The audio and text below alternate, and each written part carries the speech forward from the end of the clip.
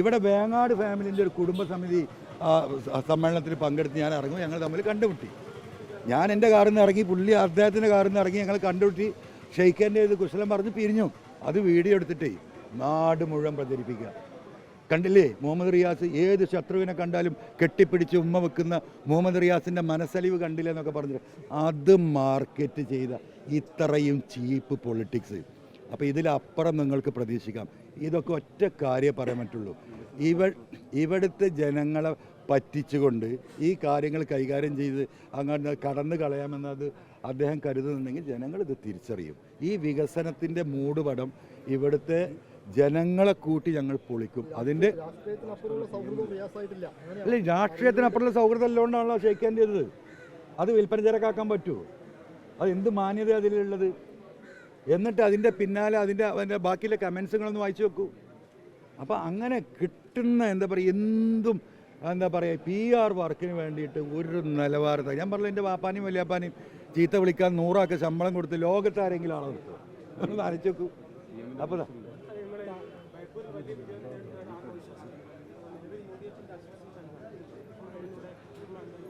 അല്ല, അതൊക്കെ UDF എനിക്ക് അതിലേക്കൊന്നും നോക്കിയിട്ടില്ല. എനിക്ക് മത്സരിക്കാൻ ഈസി ആയിട്ട് ജയിക്കാനാണെങ്കിൽ മലപ്പുറത്ത് തന്നെ മത്സരിക്കാമല്ലോ, നിങ്ങൾക്കറിയില്ല. തെരഞ്ഞെടുപ്പ് പ്രഖ്യാപിക്കുന്നതിന് 6 മാസം മുമ്പ് ഞാൻ പറഞ്ഞ UDF അനുവദിച്ചാൽ ഞാൻ ബേപ്പൂരിൽ ഒന്ന് മത്സരിക്കുന്നു. നിങ്ങൾക്ക് ഓർമ്മ ഉണ്ടാവുമല്ലോ. അതെന്താ? അതൊരു രാഷ്ട്രീയ പോരാട്ടമാണ്. നമ്മൾ ഉയർത്തിയ ചില രാഷ്ട്രീയ പ്രശ്നങ്ങളുണ്ട്. അത് പിണറായിസം എത്രത്തോളം ഉണ്ട് എന്ന് ഈ തെരഞ്ഞെടുപ്പിൽ നിങ്ങൾക്ക് മനസ്സിലായല്ലോ. അതിൻ്റെ ഒരു ബാക്കി പത്രമാണ്. അത് തെരഞ്ഞെടുപ്പിൽ പ്രതിഫലിക്കും. അത് അഹങ്കാരമാണ്, അത് ധിക്കാരമാണ്. അത് റോട്ടിലൂടെ ഭൂമിയിലൂടെ നടക്കുമ്പം ഞാനിങ്ങനെ നടന്നാൽ ഈ ഭൂമി പിളരും എന്ന് ആരെങ്കിലും വിചാരിക്കുന്നുണ്ടെങ്കിൽ അവർ എന്താ പറയുക, വിഡ്ഢികളുടെ മൂഢസ്വർഗത്തിലാണെന്നില്ല ഈ നാട്ടിലെ പാവപ്പെട്ടവരും സാധാരണക്കാരും ഇടത്തരക്കാരും തിരിച്ചറിഞ്ഞിട്ടുണ്ട്. അതിൻ്റെ ഒരു പ്രതിഫലനം ഈ ബേപ്പൂരിലും കേരളത്തിലും ഉണ്ടാവും. റിയാസുമായിട്ട് മത്സരിക്കണം എന്നാണല്ലോ ആഗ്രഹം. അപ്പോൾ അഥവാ ഏതെങ്കിലും ഘട്ടത്തിൽ ബേപ്പൂരിൽ നിന്ന് റിയാസ് മാറി മത്സരിച്ചു കഴിഞ്ഞാൽ അപ്പോൾ റിയാസായിട്ട് ഉണ്ടാവില്ലല്ലോ, അപ്പോൾ എന്ത് ചെയ്യും? അല്ല, തീർച്ചയായിട്ടും അതിൻ്റെ പ്രതിഫലനം ഇപ്പോൾ ഈ പറഞ്ഞ പോലെ ഇവിടുന്ന് അദ്ദേഹം മാറിപ്പോയാൽ എന്താ സ്ഥിതി? അദ്ദേഹം തോറ്റുപോയി.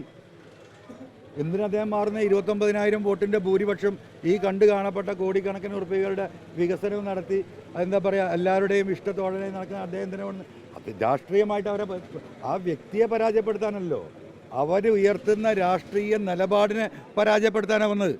അപ്പോൾ ആദ്യം തന്നെ ഡിക്ലെയർ ചെയ്യാമല്ലോ, പിന്നെ വേണമെങ്കിൽ എനിക്ക് നാട്ടിൽ പോവാം. വിഷയം തീർന്നു.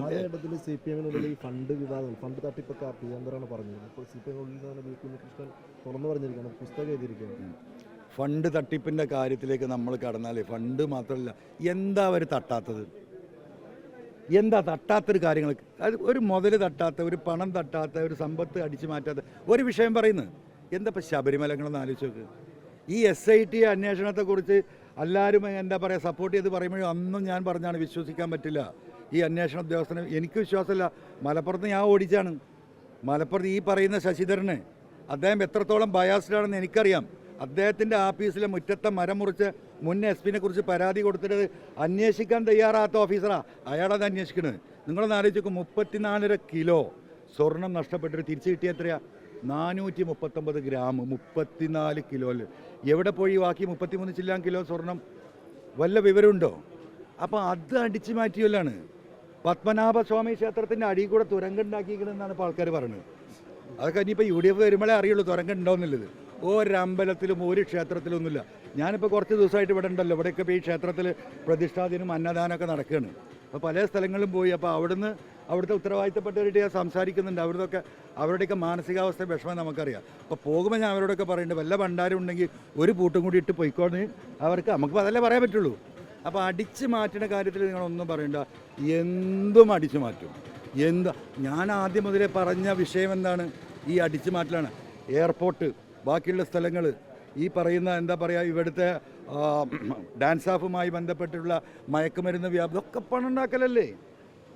ഒരു കുടുംബം ഇതിനങ്ങോട്ട് ഇറങ്ങി തിരിച്ചാൽ എന്താ ചെയ്യുമെന്ന്? ഒരു ഭരണാധികാരിയും കുടുംബവും അവരുടെ കൊള്ള സംഘവും ഈ നാട് മുഴുവൻ ഈ കണ്ടു കാണപ്പെട്ട കിട്ടാവുന്ന മുതലുകൾ മുഴുവൻ അടിച്ചു മാറ്റാൻ തീരുമാനിച്ചാൽ ജനങ്ങൾക്ക് എന്ത് ചെയ്യാൻ പറ്റും? അതുകൊണ്ട് ഇപ്പോൾ പാർട്ടി ഫണ്ട് തട്ടിച്ച് നോക്കണ്ട, ഇനി പലതും വരും. ഇപ്പം നിലമ്പൂരിൽ നിന്ന് വേറെ വിളി വരുന്നുണ്ട്. അപ്പോൾ ഓരോന്നോരോന്നായിട്ട് പുറത്ത് വരും. നോക്കാം. ഇത് തന്നെ അത് കേരളത്തിലെ ജനങ്ങൾക്ക് ബോധ്യപ്പെട്ടിട്ടുണ്ട്.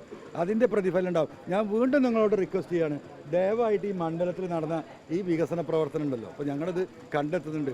അതിൻ്റെ ഒരു വസ്തുത പരിശോധിച്ച് അതിൻ്റെ സത്യാവസ്ഥ ജനങ്ങളോട് പറയാൻ നിങ്ങൾ ബാധ്യസ്ഥരാണ്. നിങ്ങൾ അതിൽ സഹകരിക്കണമെന്ന് സ്നേഹപൂർവ്വം അഭ്യർത്ഥിക്കുക.